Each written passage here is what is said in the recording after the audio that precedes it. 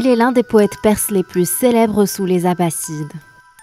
Il est connu pour chanter les joies du vin et des spiritueux. Il est né en 757 à Ahwaz d'un père damascène et d'une mère perse.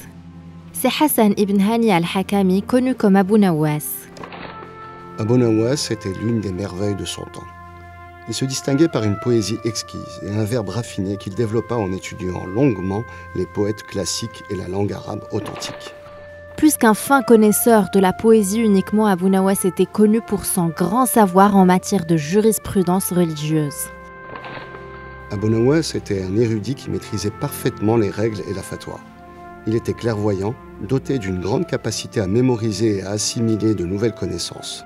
Il connaissait parfaitement le Coran avec ses points et ses virgules.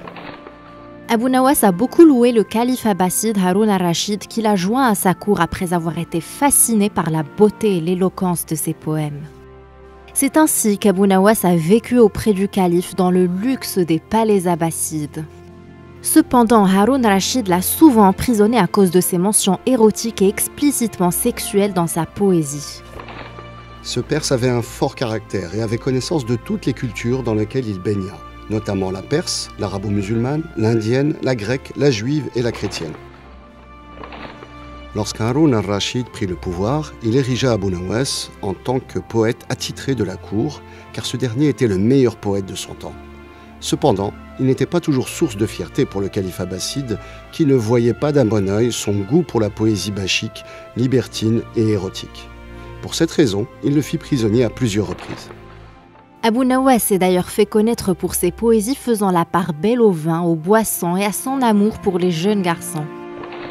Dans son amour pour les spiritueux, Abu Nawas atteignait les limites du culte et du sacré, toujours en quête des bonheurs et des plaisirs de la vie. Abu Nawas a marqué également la poésie arabe en exprimant ouvertement son homosexualité et surtout son attirance pour les jeunes du même sexe. Il ne se contentait plus seulement de faire l'éloge des garçons sur un ton grivois, mais il faisait aussi des descriptions des femmes dont il n'aimait ni la féminité ni la tendresse, préférant celles des jeunes arrivés à peine à la fin de leur adolescence, en faisant l'éloge de leurs qualités physiques qu'il décrivait en détail. Pendant ce temps, Al-Amin devient calife à la mort de son père Haroun al-Rachid. Il prend également Abu Nawas comme poète attitré et connu pour son éloquence. Mais pour faire taire toutes les rumeurs, lui aussi l'a emprisonné à plusieurs reprises. Les historiens disent qu'à la fin de sa vie, Abu Nawas aurait imploré la clémence divine en regrettant ce qu'il a considéré comme des erreurs du passé. Il meurt en 815 à Bagdad, mais les historiens ne s'accordent pas sur le contexte de ce décès et s'il est survenu en prison. Au regard de nombreux critiques, Abu Nawas était le poète du vin et le porte-voix d'un renouveau dans la poésie et la littérature arabe. Si son œuvre ne plaisait en termes de mœurs, elle constitua une contribution capitale à la littérature. Et si elle fut détestée par les religieux, elle fut admirée par les férus et les connaisseurs d'art.